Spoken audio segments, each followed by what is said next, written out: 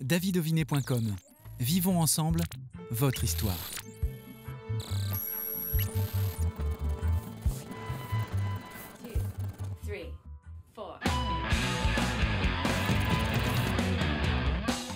Très heureux de vous retrouver pour une nouvelle émission de Backstage où aujourd'hui nous allons avoir le droit à la bafouille. Nous recevons Angie de Grolard qui va nous présenter son seul en scène. Salut Angie! Salut David. Heureux de te retrouver. Moi aussi, également. Ça faisait 2 ans qu'on ne s'était pas vu. Comment ça va depuis notre dernière rencontre? Eh bien écoute, super bien. Super bien. Je fais le métier que j'ai toujours eu envie de faire, donc tout va bien. Bon, c'est essentiel Oui. D'aller bien. Comment tu juges ton début de carrière? Plutôt cool. Moi, je suis heureuse, je fais ce que j'ai envie de faire. Tu vois, j'ai écrit mon spectacle seul en scène. On va en parler. Ouais, j'ai d'autres évidemment. projets à côté, donc c'est vraiment chouette. Donc voilà, je m'amuse, ce qui est le principal. J'amuse les gens, et c'est le principal aussi. C'est ce que tu voulais faire, Ouais. et tu y es pleinement. Je te propose, pour commencer cette émission, de faire un léger Oula. retour en arrière. Ok. Voilà ce que tu nous disais il y a 2 ans lorsqu'on parlait de ce nom de spectacle. Comment tu vas te projeter dans cette future carrière? Tu commences à écrire ton spectacle. Ouais. Comment tu vas l'appeler d'ailleurs? Je sais pas encore. Tu prépares le Stade de France, non? Oui. Par exemple? Ouais, De Grolard prépare le Stade de France. ça pourrait- C'est bien comme nom. Ouais, après, j'y ai réfléchi, c'était une idée, ça me faisait rire, mais je me suis dit, le titre, il viendra peut-être après, tant que je ne sais pas exactement tout ce qu'il va y avoir dans l'entièreté de ce spectacle. J'ai envie de me laisser toutes les libertés, toutes les possibilités de parler de ce que je veux pour l'instant. Oui. Mais c'est vrai que ouais, la piste du Prépare le Stade de France, ça me faisait rire. Je trouve qu'il y a quelque chose dans ce futur nom de spectacle. J'ai le même pull. Écoute, non, la même couleur. Angie, le spectacle s'appelle comment? Je rep. Je rep. Donc pas du tout, on est toujours pas au Stade de France, mais... C'est l'étape qui viendra. Et on repassera cette vidéo. Et on Tant se que je l'aurai dira, pas fait. Voilà, on la passera. Je rep. Alors pourquoi le nom de ce spectacle? Je rep par rapport à Pierre Rep, humoriste des années 60-70 qui bafouillait, voilà, qui a initié l'art de la bafouille, comme tu l'as dit tout à l'heure à l'entrée. Et je rep pour je bafouille. J'en ai fait un verbe.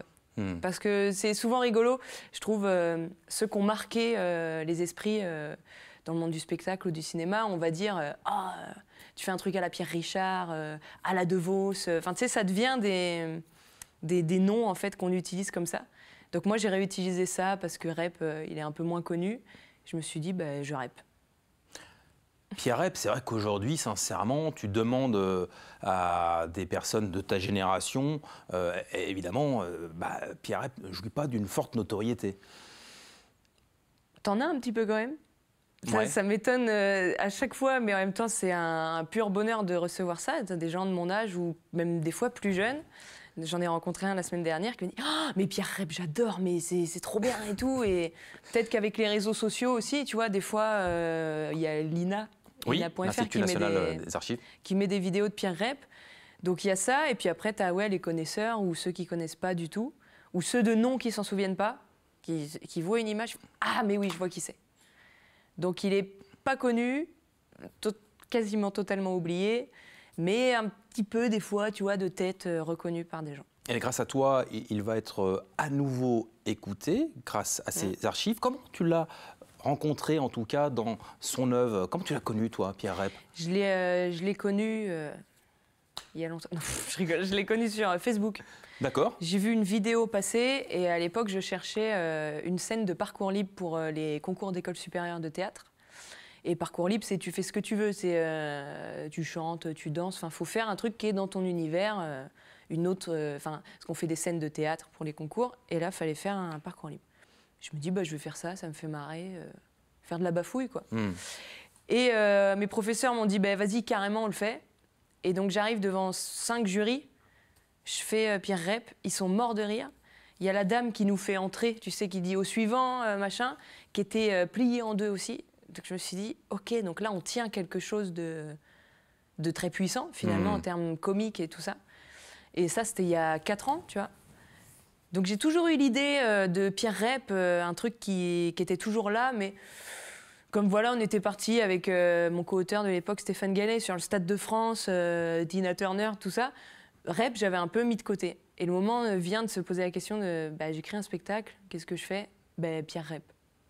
Pierre Rep, parce que, comme je disais tout à l'heure, il a été oublié, et puis il y a beaucoup de choses qui ont été faites dans le milieu de la comédie.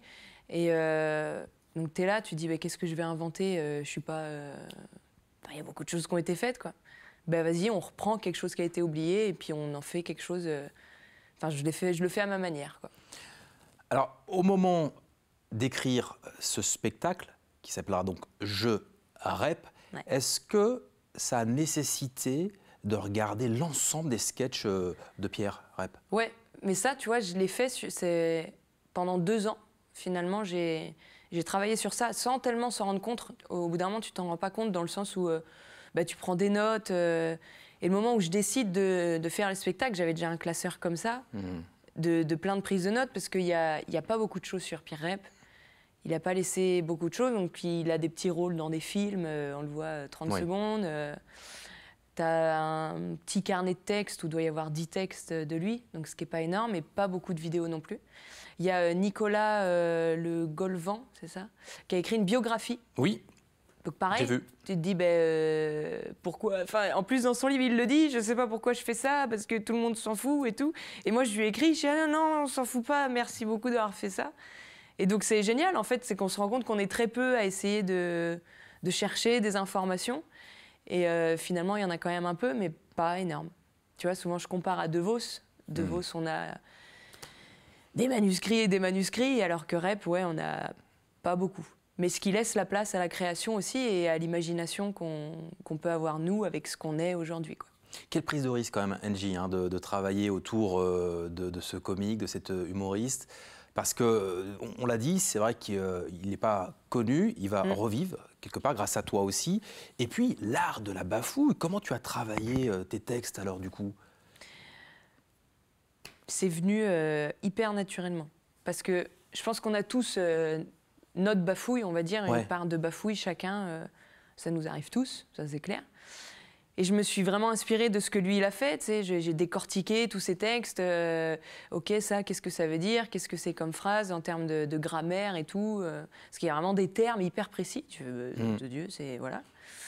Et à la finale, j'essaye d'écrire, moi, je vais bafouiller par la pensée, par le corps, dans la chanson. Je vais essayer de bafouiller sous plein de formes et de l'emmener sous plein de choses différentes pour que ce soit le plus rigolo possible aussi, quoi.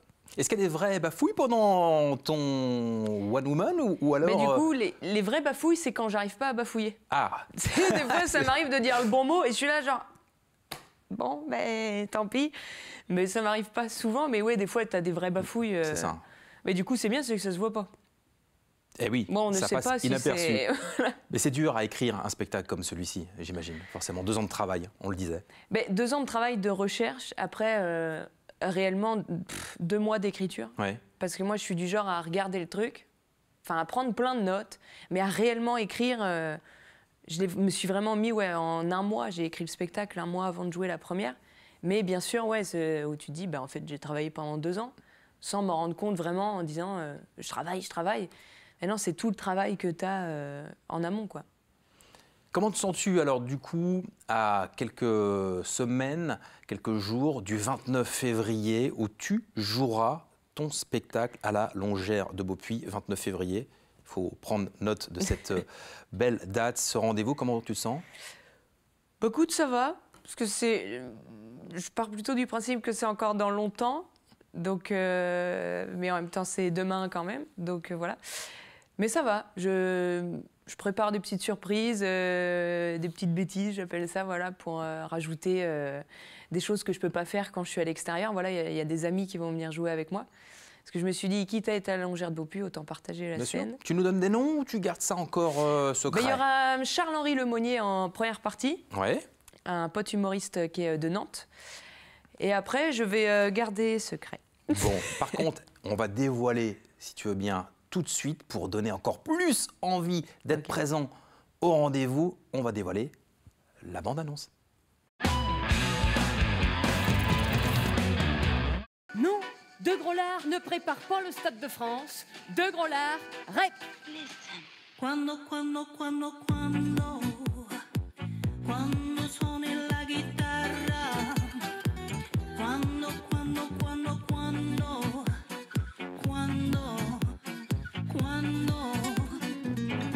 J'ai voulu le flair à la stand-upper, le faire à la flemme de peur. J'ai voulu faire genre je m'en bats les fouilles, j'ai pas fini de travailler mon texte, mais...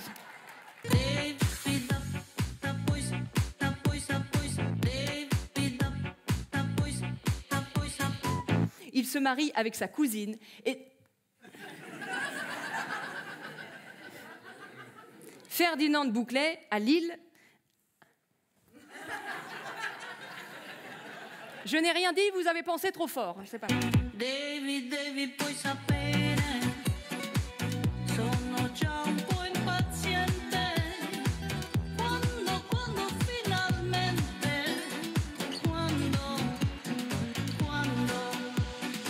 Non, bah t'as pas une autre chanson?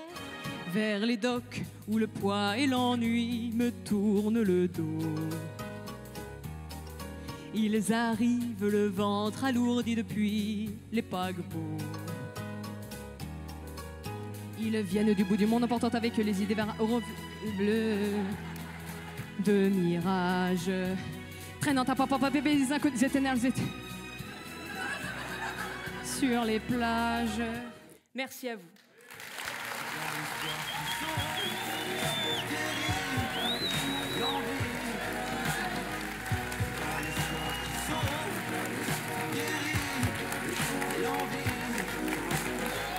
Et oui, c'est demain, la réservation, ou même maintenant, le 29 février pour ce spectacle à la Longère de Beaupuy. Où est-ce qu'on va pouvoir réserver les places? Angie, dis-nous tout. Oeilduprince.fr ou Ouais. alors si on note Je rep de Gros Lard, Longère de Beaupuy, bon ça fait beaucoup de mots à noter, mais on peut retrouver le lien sur Billet Web ou Œil du Prince. Premier spectacle, deuxième, je crois savoir qu'il est déjà dans l'écriture, mais on va se concentrer pleinement sur ce premier qui est un vrai défi, évidemment, avec ce grand rendez-vous. Qu'est-ce qu'on peut te souhaiter pour terminer l'émission? Il y a 2 ans, j'avais dit d'être heureuse, je crois. Ouais, c'est Bah, possible. tout pareil. Ouais. Eh ben, beaucoup de bonheur. Et puis surtout, prenez le temps d'aller sur le site Œil du Prince qui s'est affiché. Encouragez cette belle artiste qui est Angie de Gros Lard. Merci de nous avoir suivis. Merci Angie. Merci à toi David. À très bientôt. Yes, à tout vite. Dans 2 ans. Avant, j'espère. Et à la semaine prochaine pour une nouvelle émission de Backstage.